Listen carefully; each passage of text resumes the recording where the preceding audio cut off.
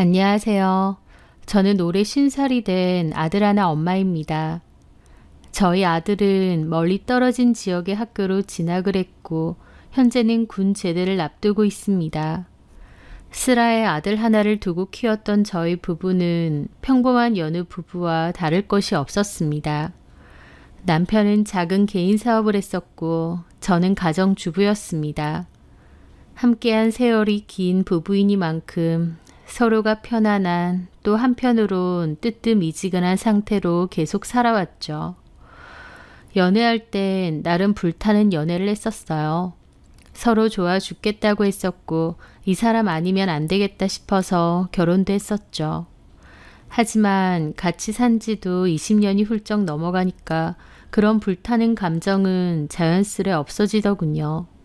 대신 가족끼리의 의리, 편안함, 안정감, 그런 것들이 뜨거운 감정 대신 빼곡하게 자리를 잡았습니다. 사실 부부끼리는 사랑만큼이나 그런 것도 정말 중요하잖아요. 서로에 대한 믿음, 의리, 또 서로를 불쌍하고 가엾게 여기는 측은지심 같은 거요. 그런 마음도 일종의 사랑이 아닌가 싶기도 하고요. 그런 의미에서 저는 남편을 참 많이 사랑했습니다. 부부니까 당연한 소리였겠지만 제 인생의 마지막도 이 사람과 함께하고 싶었습니다. 함께 나이 들고 건강을 염려해주고 보살펴주며 그렇게 인생의 끝도 함께할 거라 믿었죠. 그런데 동상이몽이라고 제가 남편을 생각하는 만큼 남편은 저를 생각했던 게 아니었나 봅니다. 사건의 발단은 남편의 사무실을 갔을 때였습니다. 볼 일이 있어서 밖에 나왔다가 밥이나 같이 먹을 겸 남편 사무실로 가게 되었어요. 개인 사업을 하는 남편은 사무실에서 따로 직원 없이 혼자서 일을 했었거든요. 야외 주차장에 차를 대고 남편 사무실 건물로 걸어가던 길이었는데 마침 건물 근처에서 친구인 효정이를 만나게 되었습니다. 어머, 효정아. 효정이는 마주오던 저를 보고 몹시 놀라더군요. 어머, 진이야. 야, 여기서 만나네. 그러게. 효정이는 저의 오래된 친구입니다. 같은 지역에 살고 있고 지금도 오며 가며 왕래를 많이 하면서 친하게 지내고 있죠. 가족끼리도 자주 봤고요. 주로 다니는 동선이 비슷하긴 하지만 또 이런 데서 우연히 만나니 괜히 반갑더라고요. 너 여기 어쩐 일이야? 아, 나 여기 피부과 왔거든. 아, 너 여기 다녀? 한 번씩. 반갑다. 오늘 뭐 했는데? 보톡스라도 맞았어? 관리만 좀 했지. 너는 어디가? 나 우리 남편 사무실. 아, 맞다. 요 근처라고 했지? 바로 요 앞에 건물. 남편이랑 점심이나 먹으려고 왔지. 밥 안 먹었으면 같이 가서 먹을래? 아니야. 나 가게 들어가 봐야 돼. 그래? 아쉽다. 언제 한번 부부 동반으로 밥이라도 먹자. 그래, 좋지. 그렇게 저는 효정이와 인사를 하고 바로 남편 사무실로 들어왔습니다. 그런데 제가 들어와 보니 남편은 땀까지 뻘뻘 흘리면서 사무실 정리를 급하게 하고 있더라고요. 그러다가 제가 갑자기 들어오니 움찔 놀라는 겁니다. 당신이 웬일이야? 나 은행 볼일 왔다가 당신이랑 밥이라도 먹게. 근데 뭐해? 사무실이 너무 너저분해서 좀 치우고 있었어. 웬일이야. 아, 근데 사무실이 왜 이렇게 더워? 냄새도 영 꿉꿉하고. 창문 좀 열어. 그런가? 나는 사무실에 내내 있으니 몰랐네. 그러면서 허둥지둥 창문을 열더라고요. 저는 남편 대신 어수선한 사무실을 좀 치워주려고 했습니다. 남편의 사무실은 크기가 작은 편인데 한쪽에 조그마한 싱크대와 냉장고가 있습니다. 그리고 창가 쪽에는 남편 책상이 있고 바로 앞에는 손님 접대용 3칸짜리 소파가 있죠. 딱 보니 싱크대에 씻지도 않은 컵이 있는 것 같아서 그거라도 설거지를 해주려 그리로 갔습니다. 그런데 순간 조금 놀랐어요. 왜냐면 싱크대에 놓여있던 컵 하나에 선명한 립스틱 자국이 있었거든요. 누가 왔었어? 어? 남편은 제 손에 들린 컵을 보더니 고개를 끄덕이는 겁니다. 손님. 여자 손님이네. 거래처 손님인데 손님하고 와이프하고 같이 왔더라고. 아, 그래? 그 말에 저는 대수롭지 않게 퐁퐁을 수세미에 짜서 씻었습니다. 내가 할게. 됐어. 하던 일 있으면 마무리해. 밥 먹으러 가게. 그럼 잠시만. 남편은 자리로 돌아가서 다시 허둥지둥 일을 했습니다. 저는 설거지를 가볍게 마치고 소파로 돌아왔죠. 그런데 엉덩이 밑에 뭔가 느껴지는 겁니다. 이게 뭔가 싶어서 보니 여자들 발톱에 붙이는 네일 스티커 있죠. 네일 아트 하듯이 붙이는 딱딱한 미용 스티커. 그게 끼어 있는 겁니다. 그걸 딱 발견하는 순간 갑자기 뒷목이 서늘하더라고요. 이게 여기 왜 있나 싶었죠. 크기가 발톱에 붙일 만한 사이즈고 소파 사이에 꽂혀 있다니요. 그 순간 남편이 혹시 사무실로 여자를 불렀나 싶은 생각이 동시에 확 떠오르더라고요. 저는 이건 뭐냐고 남편한테 따져 물으려다 일단 관뒀습니다. 그리고 찝찝한 기분으로 일단 입을 닫았죠. 남편과 밖에 나가서 식사를 하는데 머릿속은 온통 그 발톱 스티커밖에 없었어요. 커피잔에 묻은 그 진한 립스틱 색도 그렇고 소파에 있는 발톱 스티커까지 의심을 안 할래야 안 할 수가 없었습니다. 살면서 남편이 바람을 필 거라는 생각은 안 해봤어요. 내 남편이 바람을 핀다면 이라는 가정 정도야 가볍게 해봤죠. 하지만 진짜 내 남편이 그럴 거라고 생각 안 하고 살았습니다. 나름 건실하고 정직한 사람이라 생각했고 또 인생의 반을 함께한 사람이었고 또 남편은 제가 더 잘 안다고 생각했거든요. 그런데 처음으로 남편이 바람을 피는 걸지도 모른다는 생각이 확고히 들었습니다. 막상 그런 일이 저에게 닥치자 뭘 어쩔 줄 모르겠더라고요. 저는 일단 남편의 폰을 몰래 확인해 보려 했습니다. 그런데 가까스로 남편 폰을 빼돌리긴 했는데 잠금 패턴을 걸어둔 탓에 폰을 열어보기가 쉽지 않더라고요. 그래서 패턴을 알아내기 위해 며칠 동안 남편을 몰래 지켜봤습니다. 남편이 폰을 쓸 때마다 옆에서 힐끗힐끗 봤는데 생각보다 너무 복잡한 패턴을 쓰는 거예요. 마음 같아선 무슨 패턴을 그렇게 복잡한 걸 쓰냐, 폰에 무슨 비밀이 그렇게 많으냐 따지고 싶은데 일단 조용히 알아보는 게 중요할 것 같아서 몰래 훔쳐봤습니다. 그리고 겨우 패턴을 알게 되었어요.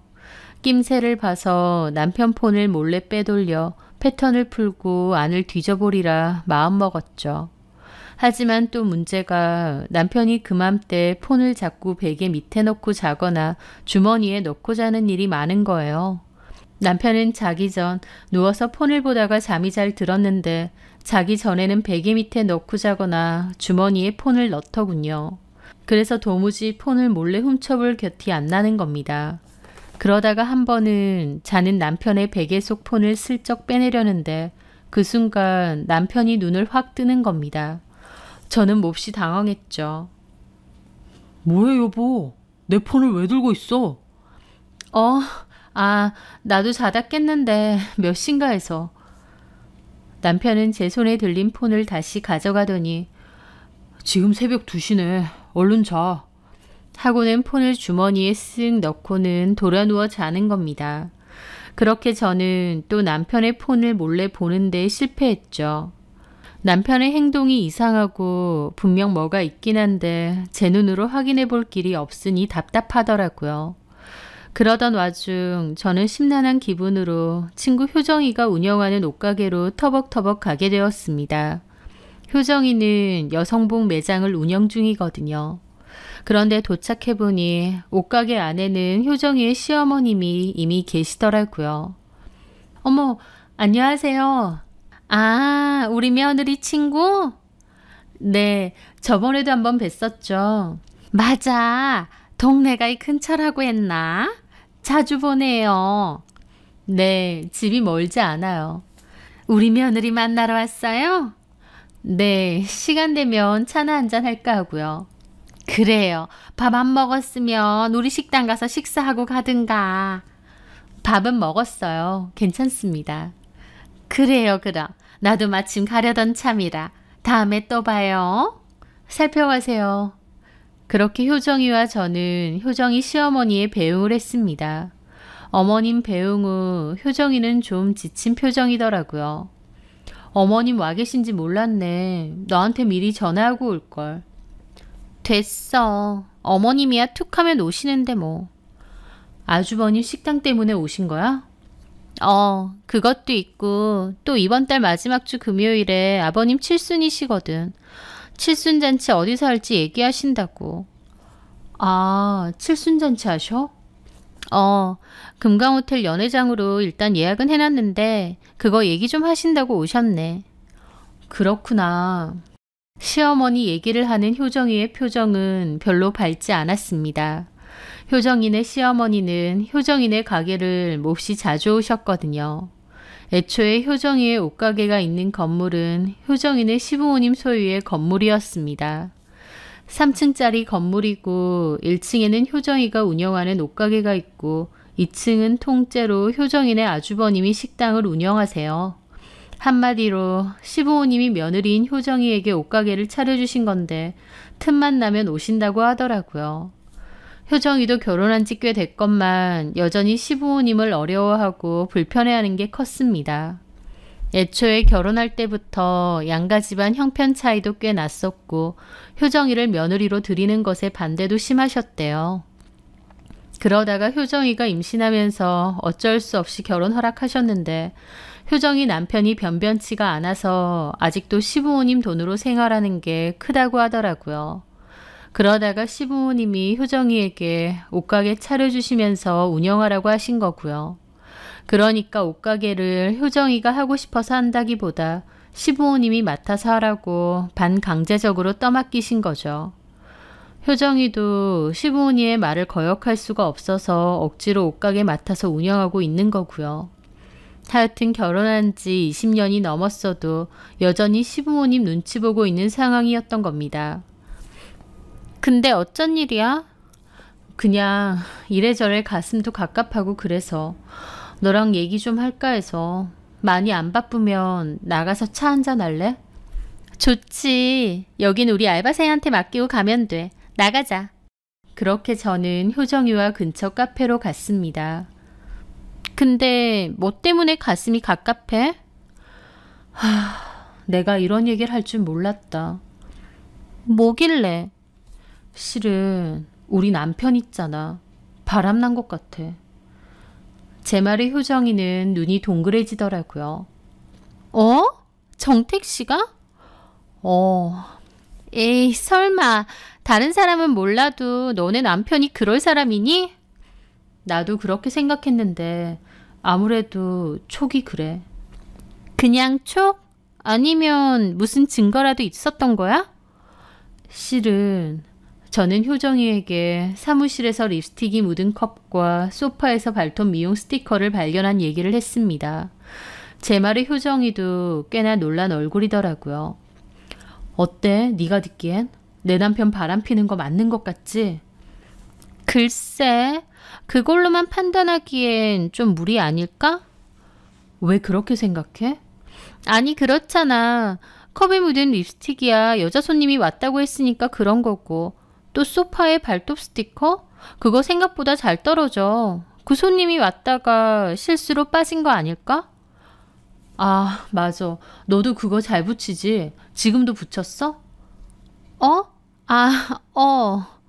그게 그렇게 잘 떨어지니? 그렇지. 그러니까 그날 손님이 왔다가 그렇게 된 거 아닐까? 사실 정택 씨가 직접적으로 바람폈다는 증거라고 볼 순 없잖아. 근데 상식적으로 발톱에 붙인 스티커가 왜 소파에 떨어져 있어? 그 여자 손님이 발을 잠깐 소파에 올렸다가 내렸을 수도 있고. 하여튼 내가 보기엔 네가 너무 과민하게 생각하는 것 같아. 그런가? 그럼 정택 씨 그런 사람처럼 안 보여. 좀 무뚝뚝해 보이긴 해도 너밖에 모르잖아. 네가 봐도 그렇니? 그럼 실은 내가 남편 폰을 좀 뒤져보려고 했거든. 정택 씨 폰을? 뭐라도 발견했어? 아니, 애초에 보지도 못했다. 패턴을 어렵게 걸어놓은 거야. 그것도 좀 의심스럽긴 한데. 아, 그래서 못 봤어? 근데 조만간 볼까 싶기도 해. 패턴 이제 알아냈거든. 정말? 패턴을 알아냈어? 네 말대로 바람이 아니면 좋겠지만 어쨌든 내 눈으로 확실히 확인해야 직성이 풀릴 것 같아. 그렇지, 아무래도. 하지만 효정이가 나서서 제 남편 그럴 사람은 아니라며 제가 너무 과민하게 생각하는 것 같다고 역성을 들어주니 마음은 한결 나아지더라고요. 그래, 내 남편이 바람은 무슨 바람이냐. 별거 아닐 수도 있는데 내가 정말 과민했나 보다 싶기도 했고요. 그렇게 저는 효정이와 이런저런 대화를 나누고 자리에서 일어났어요.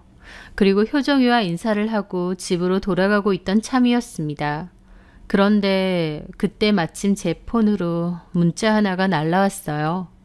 보니까 발신인이 효정이더라고요. 얘가 톡이 아니라 왜 갑자기 문자를 보냈지? 생각하며 문자를 확인해 봤는데 그 순간 저는 황당함을 느껴서 저도 모르게 이게 뭐야? 소리가 나오더라고요. 효정이가 저에게 보낸 문자에는 이렇게 쓰여 있었죠. 자기야, 큰일 났어. 진이가 눈치챈 것 같아. 다행히 난 줄은 모르는데 조심해야 될 것 같아. 자기 폰 잠금 패턴도 알아냈다고 하니까 당장 패턴 다른 걸로 바꾸고 나랑 대화도 싹 다 지워. 그리고 블랙박스 같은 것도 싹 다 지우고. 알았지? 그걸 보는데 멍해지더라고요. 계속 이게 뭐지? 이걸 정말 효정이가 보낸 건가 싶고요. 보고도 선뜻 이해가 되지 않아 다시 그 문자를 읽어보았습니다. 두 번째 그 문자 내용을 읽었을 때 그리고 그 문자가 무슨 의미인지 알았을 때 제 등 뒤에선 쭈뼛하고 소름이 쫙 돋는 겁니다.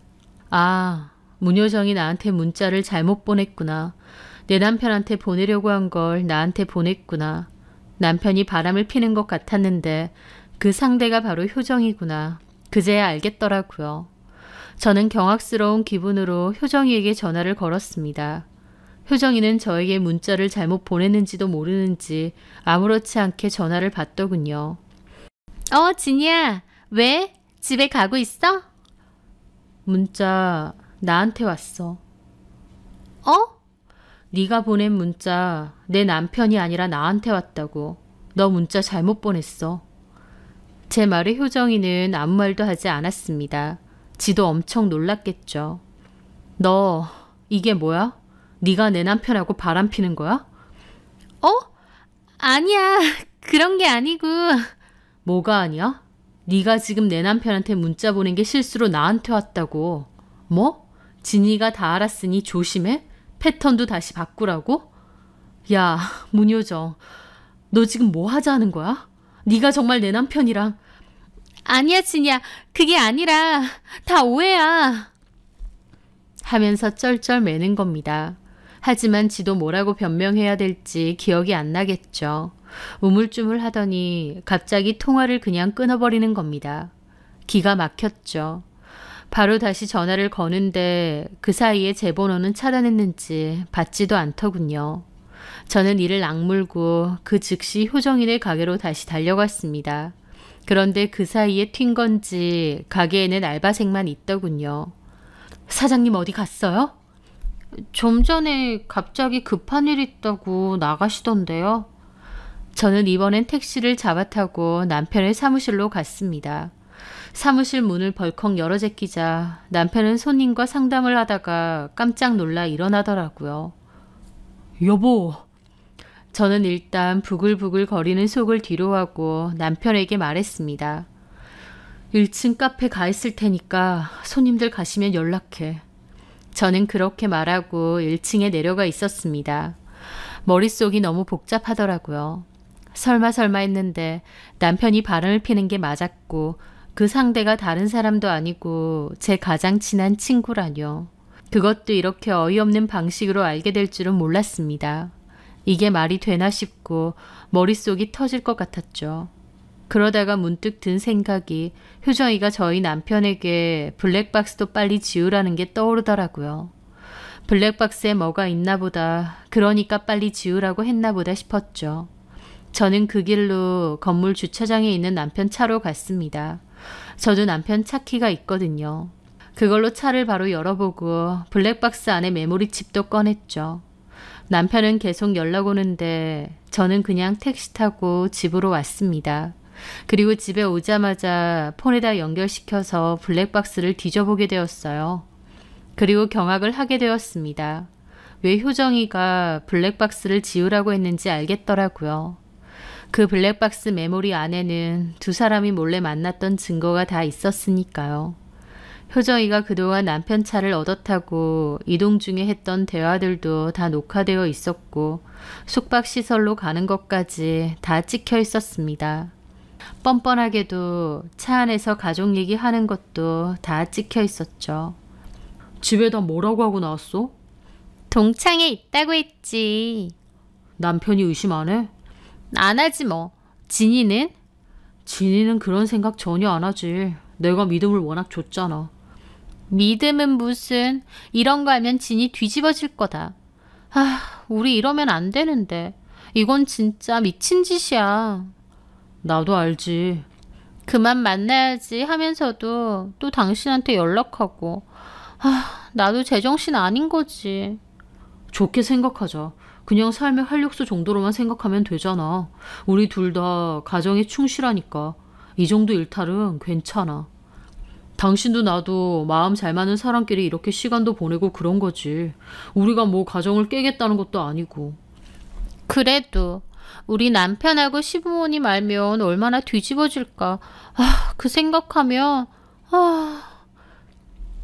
그러니까 모르게 조심히 만나야지. 나야 워낙 철저하지. 근데 당신은? 이 블랙박스도 녹화되고 있는 것 같은데? 아, 이거는 자동 삭제돼. 걱정 마. 그리고 진이가 내 차 탈 일이 거의 없어. 블랙박스 볼 일도 없고. 무슨 일 있으면 본인 차 타고 가는데 뭐. 그래도 조심해. 폰 같은 것도 꼭 지니고 다니고 패턴도 어렵게 해놓으란 말이야. 혹시나 진이가 못 풀게. 어렵게 바꿔놨으니까 걱정 마. 우리 시어머니 오늘도 왔다 갔어. 거의 매일 오시네. 지겨워 죽겠어 정말. 저렇게 나 못 믿고 하루가 멀다 하고 올 것 같으면 본인이 그냥 가게 운영하지. 나한테 굳이 왜 맡겨? 뻔할 뻔짜지. 능력 없는 당신 아들은 돈도 제대로 못 벌어오니까 며느리인 내가 이래서 돈 벌어오라 이거야. 며느리 노는 꼴 못 본다고. 그러니까 내가 못하겠다는데도 어거지로 옷가게 맡아서 운영하러 떠맡기고. 그래도 당신 영업 잘하더만. 우리 어머님 매출까지 검사하고 그러니까 내가 마지못해 하긴 하는데 계속하기 싫어. 아, 진이는 좋겠다. 능력 좋은 남편이 돈 따박따박 벌어다줘서 집에서 살림만 해도 되고. 진이는 당신을 더 부러워하던데 부자 시댁에서 가게까지 해줬다고. 걔도 참 모르는 소리 한다. 말만 부자 시댁이지 따지고 오면 우리 시댁 별로 돈도 없어. 그래도 건물 있잖아. 그 건물도 순 2층 그 넓은 자리를 아주버님 식당 하는데 손님도 없어. 월세가 거의 공짜다시피 하니까 그냥 유지하는 거지. 다른 데 갖다 써봐. 어림도 없지. 우리 시부모님도 참 박복하다. 어쩜 그렇게 하나같이 자식들이 무능력할까? 효정이는 저희 남편에게 스스럼 없이 자기 시댁과 남편 욕을 했습니다. 그런 스스럼 없는 대화만 봐도 남편과 효정이가 얼마나 가까운 사이인지, 얼마나 그 불륜 관계가 오래되었는지 알겠더라고요. 가족들끼리 혹은 부부 동반으로 다 같이 만날 때도 있었지만 그럴 때마다 남편은 효정이에게 존댓말을 쓰며 예의 있게 대했어요. 당연히 효정이도 친구 남편일지언정 존댓말 쓰고 편하게 대한 적이 없습니다. 아무리 저랑 효정이가 친구 사이고 오래 봐왔다고 해도 그래도 서로의 배우자에게는 조심해야 하니까요. 그런데 블랙박스 속 효정이와 제 남편의 대화를 들어보는데 너무 편하고 스스럼이 없는 겁니다. 그 두 사람이 바람을 피우는 사실도 놀랍지만 너무 편하게 대화를 한다는 것에 더 충격을 받았고 배신감도 2배였어요. 제 앞에선 깍듯하게 내외했는데 사실은 이렇게 가깝고 친하고 틈틈이 만나서 숙박업소 가서 뒹굴기까지 하는 그렇고 그런 사이였구나. 나만 모질이처럼 이 사실을 까마득히 몰랐구나. 머리가 어질어질했습니다. 충격에 배신감에 또 앞으로 어떻게 해야 하나 막막하기까지 했죠. 차라리 모르는 사람하고 바람이 나는 것이 낫지. 이건 너무 가혹하더라고요. 남편의 상간녀가 효정이라는 것을 인정하는 것이 너무 괴롭더라고요. 남편도 효정이에게 전화를 받은 건지 발등에 불이 떨어져서 저에게 계속 전화를 했습니다. 저는 그 전화를 받지 않았어요. 그리고 곧바로 짐을 쌌습니다. 제 짐을요. 남편 얼굴을 도저히 마주할 자신이 없었어요. 남편을 반쯤 죽여놔도 시원찮을 기분이기도 했지만 일단은 그 상황에서 도망가고 싶기도 했습니다. 내가 앞으로 어떻게 해야 할지 마음을 정해야겠더라고요. 그렇게 저는 도망치듯 짐을 싸서 그대로 집을 나왔습니다. 그리고 홀린 듯 공항으로 갔어요. 어떤 계획이나 생각이 있었던 건 아니고 그곳을 막연하게 벗어나고 싶었습니다. 다른 곳에 가서 생각을 좀 정리하고 싶었죠. 저는 충동적으로 제주도엔 티켓을 끊고 제주도로 날아갔습니다. 그 사이에 남편과 효정이로부터 연락이 엄청 쏟아지기에 받지도 않고 그냥 폰도 꺼놨어요. 남편이 나를 속이고 내 가장 친한 친구와 놀아나고 그 친구 역시 눈 하나 깜짝하지 않고 여태껏 저를 대했죠.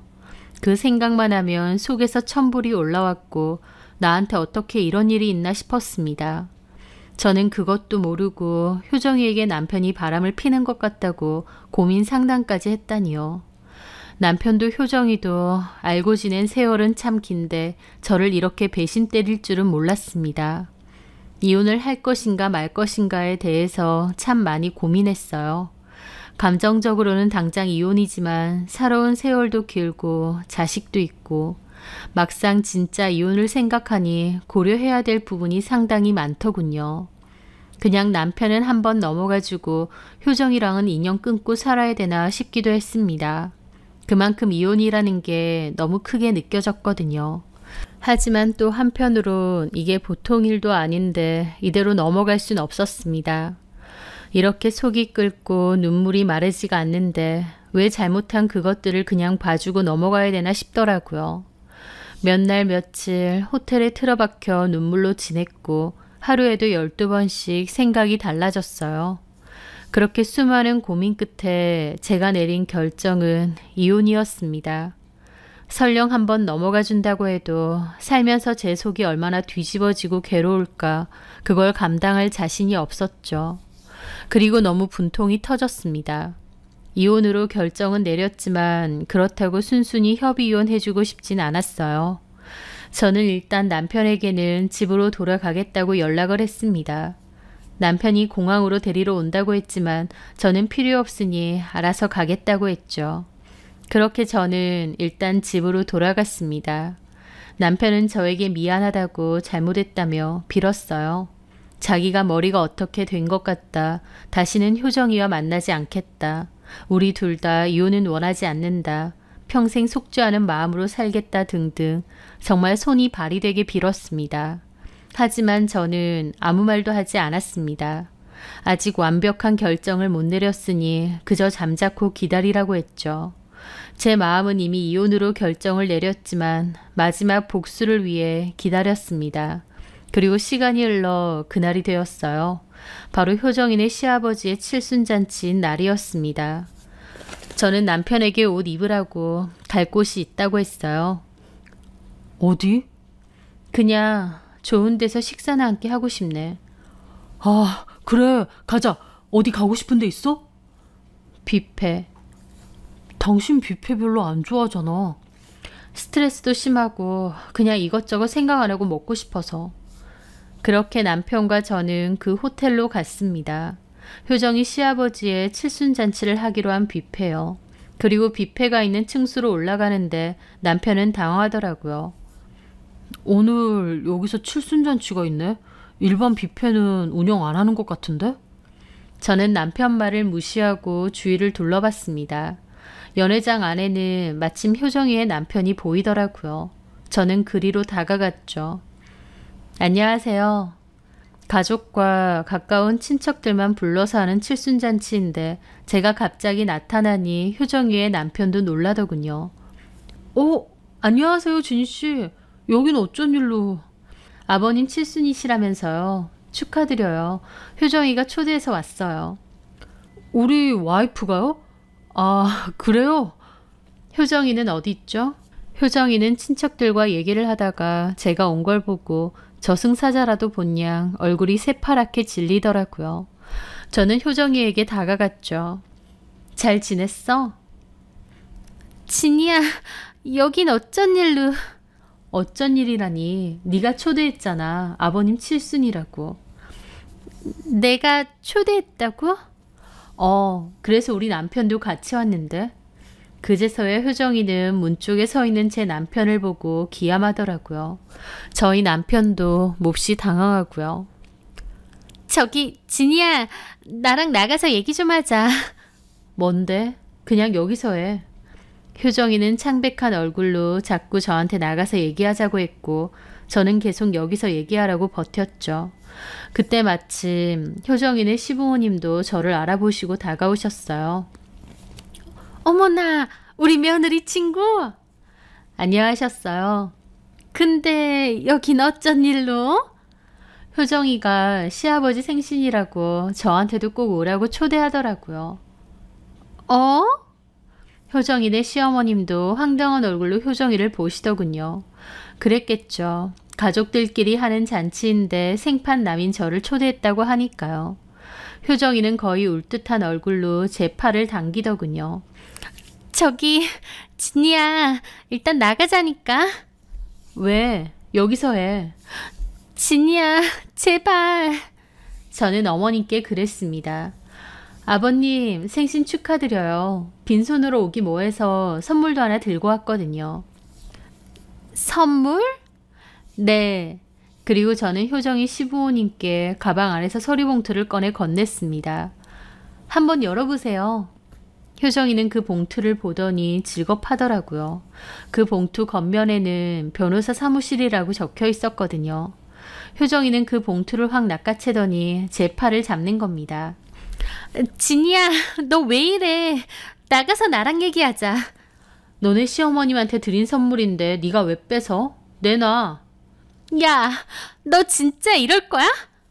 저랑 효정이가 심상치 않은 대화를 하자 어머님은 뭔가 눈치를 챈 건지 효정이 손에 들린 봉투를 뺏으려고 하셨어요. 효정이는 질겁하면서 안 뺏기려고 하고요. 이게 뭔데 그래? 어머니, 아무것도 아니에요. 제발 놓으세요. 그러면서 두 사람 사이에선 푸닥거리가 일어났고 거기 있던 사람들이 다 쳐다봤죠. 쩔쩔매던 저희 남편도 달려와서는 제 팔을 잡고 나가자고 하더라고요. 여기서 뭐 하는 거야? 따라와. 저는 그 말에 남편 귀싸대기를 날렸습니다. 거기 있는 사람들이 다 경악했죠. 그리고 저는 효정이를 노려보며 효정이 손에 들린 봉투를 확 뺏었습니다. 야, 문효정. 너 이렇게 개망신 당할 거 예상도 못하고 남의 남편이랑 그렇게 놀아놨어? 제 말에 효정이 시부모님, 효정이 남편, 거기 있는 친척분들까지 기함했습니다. 효정이도 얼굴에 핏기가 싹 가시더라고요. 나는 그것도 모르고 내 남편 바람난 것 같다고 너한테 고민 상담까지 했네. 내 가장 친한 친구인 너한테 고민 상담까지 했다고. 정작 너랑 바람난 줄도 모르고. 너나 내 남편이나 둘 다 인간이니?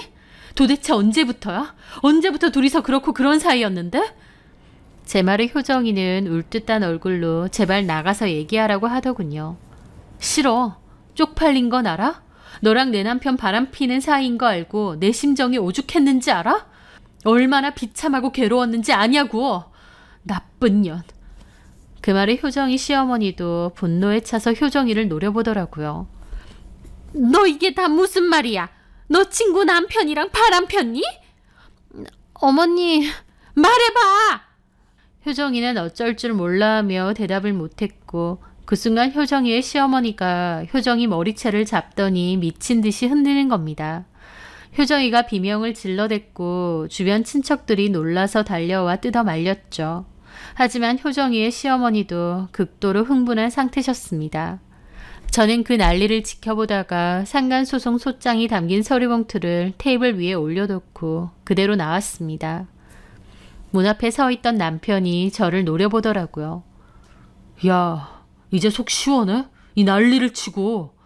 그런데 그 순간 제가 올려놓은 그 소장을 빠르게 읽어보던 효정이 남편이 달려와 분기탱천하며 제 남편의 멱살을 잡았어요.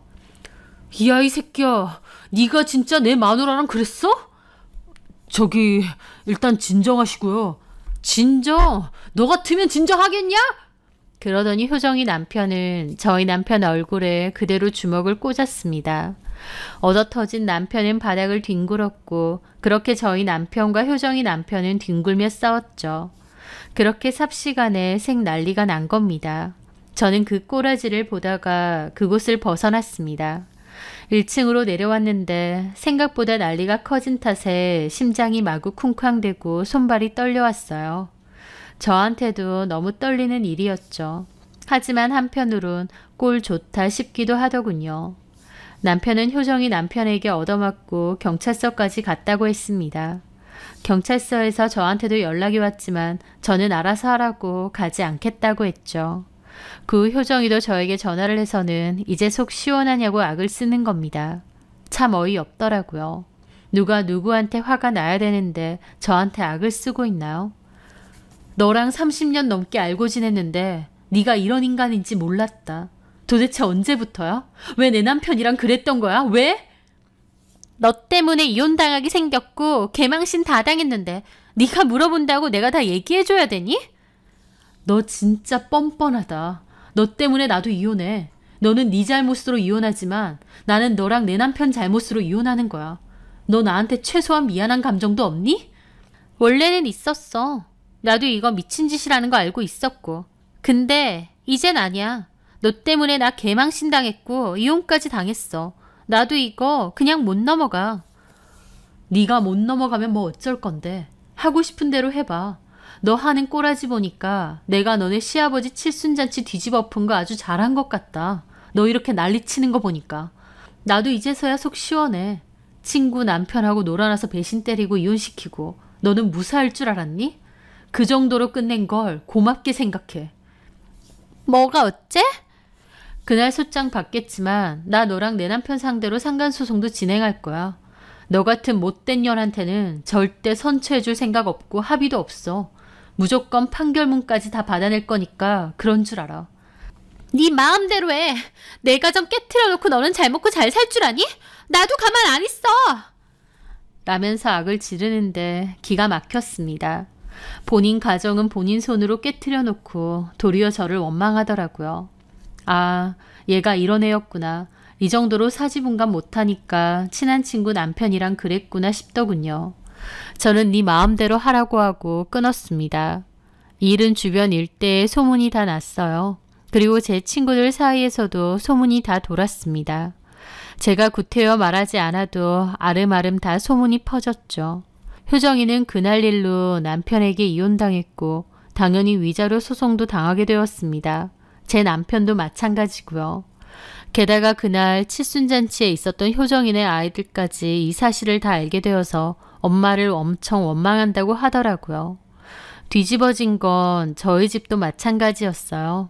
웬만하면 아들까진 모르게 하고 싶었지만 저희 아들도 결국 알게 되었습니다. 저희 아들도 제 친구인 효정이를 잘 알고 여러 번 봤기에 충격이 꽤나 컸던 것 같더라고요. 저희 아들도 아빠 안 보고 싶다는 말을 남기고 군대에 자원 입대를 했습니다. 아들에게 너무 큰 상처를 준 것 같아 미안하기도 하더라고요. 그 사이에 저는 이혼 소송을 밟았고 오랜 소송 끝에 제 몫의 재산 분할도 받게 되었습니다. 친정엄마가 고향에서 농사를 지으며 사시는데 저도 고민 끝에 그리로 내려가서 엄마와 함께 지내고 있습니다. 저희 엄마는 처음에는 그래도 좀 참고 살지 왜 이혼까지 했느냐고 하셨지만 자초지종을 다 듣고 나선 잘했다고 하셨어요. 저 역시도 그냥 참고 넘어가면서 화병 생길 바에야 이렇게 다 터트리고 이혼한 게 속은 더 편하다고 했죠. 엄마도 제 속이 편하면 그걸로 됐다고 하시고요. 그렇게 저는 엄마와 지내면서 농사 짓고 여유롭게 지내고 있습니다. 남편은 집 팔아서 재산 반 저에게 넘기고 작은 집을 구해서 혼자 산다고 하더군요. 남편이 하는 일도 일종의 영업직 일인데 그 소문이 일대에 다 퍼지는 바람에 꽤나 곤욕을 치렀다고 했습니다. 손님들도 많이 떨어져 나가고요. 그러든가 말든가 더 폭삭 망하지 않아서 아쉬울 따름이죠. 남편은 아직도 저에게 미안하다 잘못했다며 연락을 하는데 몽땅 다 씹었습니다. 대꾸도 안 했어요. 들리는 소문에는 효정이도 이혼당하고 위자료까지 탈탈 털리고 자식들까지도 외면한 뒤에 연락이 두절됐다고 했습니다. 효정이도 결혼 생활은 오래됐어도 재산은 거의 다 시부모님 명의고 남편과 효정이 명의의 재산은 거의 없는 상황이었기에 분할받을 재산도 없었다고 하더군요. 아예 다른 곳으로 간 건지 연락이 두절돼서 소식을 아는 친구가 잘 없다고 했죠. 전 남편과 효정이를 생각하면 참 어리석다 싶습니다. 그놈의 욕정이 뭐라고 두 가정이 파탄나고 자식들도 다 상처받고 망신이란 개망신은 다 당했죠. 효정이도 비록 시부모님 재산일지언정 그전에는 큰 옷가게도 운영하고 여유롭게 돈 걱정 없이 살았는데 지금은 집도 절도 없이 저 모양이 되었고 저희 남편도 이혼당하고 아내와 자식까지 인연 끊고 살고 주변에 손가락질 당하며 저렇게 살게 되었으니까요. 본인들 입으로도 미친 짓이라고 하면서도 도대체 왜 그 미친 짓을 끊지 못했는지 본인들이 만든 결말이니 그것을 감수하는 것도 본인들의 책임이겠죠. 누군가는 저보고 그래도 25년을 산 남편인데 한번 봐주지 그랬냐고도 하더군요. 물론 배우자의 외도를 봐주는 사람도 있을 테고 또 저처럼 넘어가지 못하는 사람도 있겠죠. 상황과 사람에 따라 다를 수밖에 없다고 생각해요. 저도 제 가정이 박살난 것을 생각하면 안타깝고 마음도 아픕니다. 하지만 이건 넘어갈 일이 아닌 것 같았습니다. 차라리 모르는 사람이면 몰라도 제 가장 친한 친구랑 그랬다니 그 두 사람에게 기만당했다 생각하니 결코 넘어갈 수 없었어요. 만약 그냥 덮어주었다면 그 후로 제 속만 애명글면 썩을 텐데 그러고 싶지 않더라고요. 한번 사는 인생 그렇게 속 끓이면서 남편 원망하고 친구 미워하면서 믿음과 신뢰도 없이 괴로움 속에 살고 싶지 않았습니다. 선택의 후회가 조금 더 없었냐고 하면 그건 아니겠지만 저는 다시 돌아간다고 해도 똑같은 선택을 할 것 같습니다. 제 나름대로는 저에게 가장 필요한 선택을 했다고 믿거든요. 그토록 파렴치한 잘못을 저지르면 개망신 당하고 손가락질 당한다는 것을 그것들도 잘 깨달았을 거라 생각합니다. 제 사연 들어주셔서 감사합니다.